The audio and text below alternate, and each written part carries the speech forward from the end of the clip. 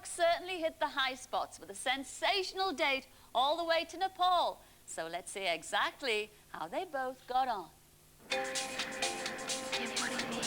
Kathmandu, here we come. Absolutely.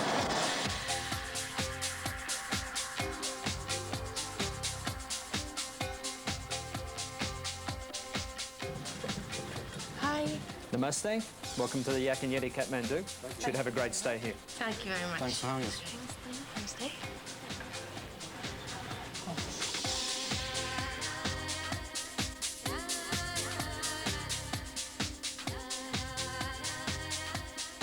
I need to buy a tablecloth. Yeah. 1,200. 800. No, 600.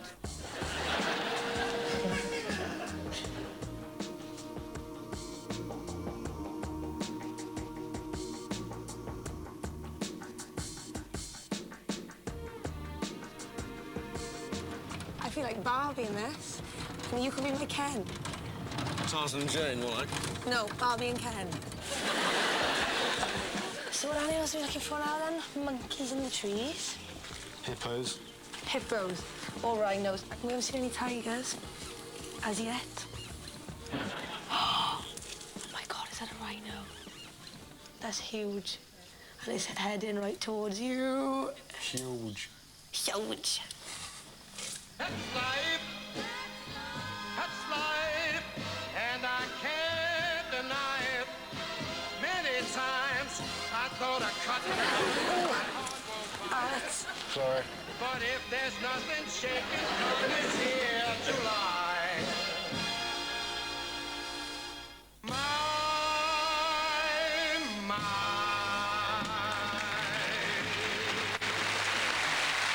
Well, Nepal is a land that's far, far away, but by the end of their date, did Faye and Alex have a faraway look in their eyes?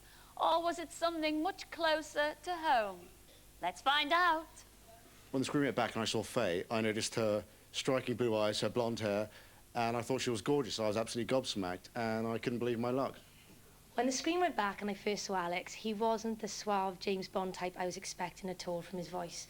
In fact, I thought, oh, I've gone for the geek in the Hawaiian shirt. I was gutted. It was a long journey over to Nepal, but I got chatting to Faye more on the plane, and the more we spoke, the more I liked her, and things were getting better and better between us. After sitting next to Alex for 24 hours on the aeroplane, let's just say I was glad to get a bit of fresh air. Alex isn't really the cleanest of guys. In fact, he's a little bit whiffy. Woof. On our first day in Nepal, I was picking up some positive romantic vibes from Faye, and I thought, Alex, tonight could be your lucky night. Throughout the first day in Nepal, it was a bit worrying because I thought that Alex was giving me the signs that he was interested. I played it cool, I wasn't rude, but I gave him no indication that there was going to be any romance at all, and I thought that he had the message. At the end of our first evening in Nepal, Faye and I had a wonderful romantic dinner, staring deep into each other's eyes, and I thought I'd make my move, try to kiss her, but unfortunately she said no. And I was a bit surprised by that because I thought this would be our perfect opportunity. Imagine my disgust at the end of the first night when Alex went in for the old schoolboy kiss lunge. Ugh. I know you have to kiss a lot of frogs to meet a prince, but that's one ugly toad I ain't kissing. The next day, we discussed my attempted kiss, and Faye decided that we should just leave it as friends. But I was secretly hoping in the back of my mind that I've got a couple of extra days to try and charm her. The next morning, Alex apologised about the lunge, which sort of cleared the air, but it was very difficult to get on with Alex. He went on about his barrister, living in London, his crazy student days. Oh, and he just went on and on and on. Towards the end of the day, the Alex charm didn't seem to be working. I wasn't getting any vibes from Faye. I didn't know what it was, the sense of humour, looks, dress sense, so I thought I'd just leave it at that and leave it as friends. The thing that put me off most about Alex was his limited wardrobe. He wore the same trousers on the plane, on the elephant, out for a meal. At the end of the date, his clothes could have gone on safari on their own. He was stinking. One of the refreshing things about Faye was the interest she took in my work as a barrister. She asked lots of questions about the work I do, and I equally was interested in knowing more about her job as a sales rep for a fizzy drinks company. I worry about Alex being a barrister and getting his facts right, because after 24 meals, he still insisted on calling me Kay. Alex, it's Faye, not Kay. By the end of the date, I realised it was probably best there was no romance between me and Faye. There's difference between us. She comes from a small, homely community in Wales. I'm a bit of a city boy. I look for achievements in, you know, making money, getting a bit of status. She's looking to have a family, and that's not really quite me yet. Alex is supposed to be really intelligent, but when we talked about Wales, I found him really patronising. He didn't know we had an airport, and he thought the hokey cokey was our national dance. I'm not looking further than Wales for my next date, because one Welsh boy is worth 10 of him. What a shame. Well, those first impressions certainly didn't work for you, did they?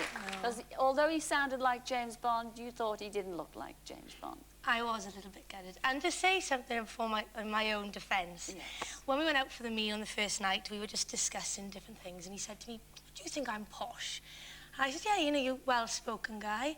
And he said that a commoner had gone on to him and said that he was posh, you know, so he, you know... Well, posh, you know, posh compared to the vast majority of the Welsh population. I suppose I'm posh, yeah.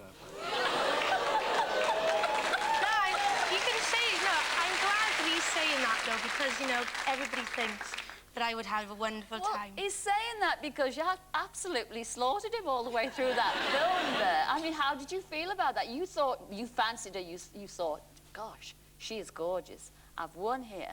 And you thought you were doing everything the right way. How did it feel hearing all those things about Well, you? I thought I was doing okay. I mean, she's a lovely girl, but I never had any indication of this when we were on the date. The conversation was interesting. No. She seemed interested. Even on the aeroplane, I had the eye patches on before we'd even taken off. And I had the headphones on, and I've got to be honest, I was hoping that the oxygen mask would come down as well. I was! Oh, no, I'm not... I'm sorry, but it's a 20-hour flight. What are you supposed to do, Yeah, you know? yeah, that's fact, but you don't wear the T-shirt down every other day on the date. No, I'm sorry, but, you know, on a 20-hour flight, you're not there to make a fashion statement or No, run but- off to the toilets every 10 minutes to do your Yeah. mascara. Alex, how could you ask her did Cardiff have an airport? And you It's thought an easy that mistake to make, Sarah, hokey isn't it? cokey was the national dance. Well, I don't remember saying... Yeah, the whole conversation went, so, what's the national dance in Wales? I said, the hokey cokey. Oh, really? The hokey cokey's Welsh? And I said, every conversation was started, life as a barrister or life in London. And I'll tell you what, Scylla, I'm a bit gullible. I did fall for that one. I'll tell you why I'm gullible. I'm an open and trusting person, and if someone tells me something that I trust, who I consider to be a friend, then I believe them. I've yeah, got but no that's a reason to joke. disbelieve It's a them. joke. And he's a And barrister. I believed Faye. I can't believe you are a barrister because your memory is terrible. You couldn't even remember my name. It's an easy mistake to make, you know, No, Faye, it is. Kay. I mean, come on. No. 20 hours on a plane. You should have got the We name. had 24 meals together. Do you know what I mean? To call me Faye as well. Yeah, well, I mean, Faye's just some beautiful sounding name, isn't it? You don't hear it in England, so that's the reason I made the mistake. Do you know the highlight of my trip, What was it, Scylla? Tom? We were going to this temple. There were wild monkeys. We were warned to do not touch the monkeys. Up goes Alex, monkey, monkey. And it smacked him on his hand. He went, that monkey, it was as hard as a human smack. I was like, Oh, you've been spanked before. It was pretty hard, but it was the only spanking I was going to get that night. too true.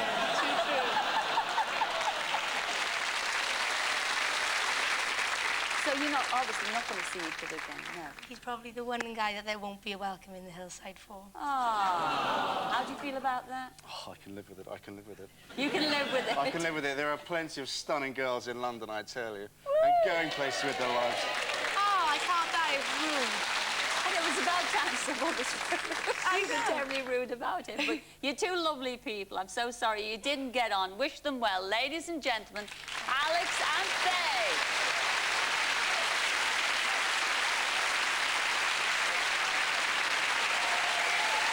Thank you. Well, that's all we've got time for this week, I'm afraid. But do join us again next week when we'll see how Moona and Pete and Don and Josie enjoyed the dates together. And, of course, we'll be arranging some more blind dates. So until then, it's ta-ra for now. Ta-ra, everyone!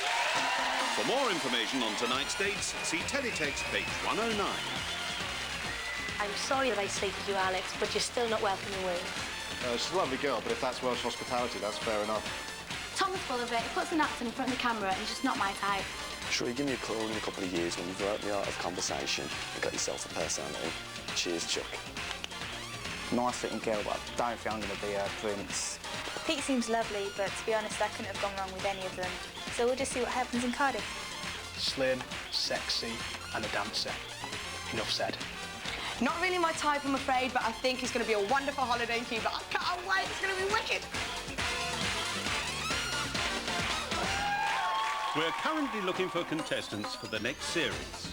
So if you'd like a chance to be on Blind Date, please call 0870 400 4030. Your call should cost no more than 10 pence.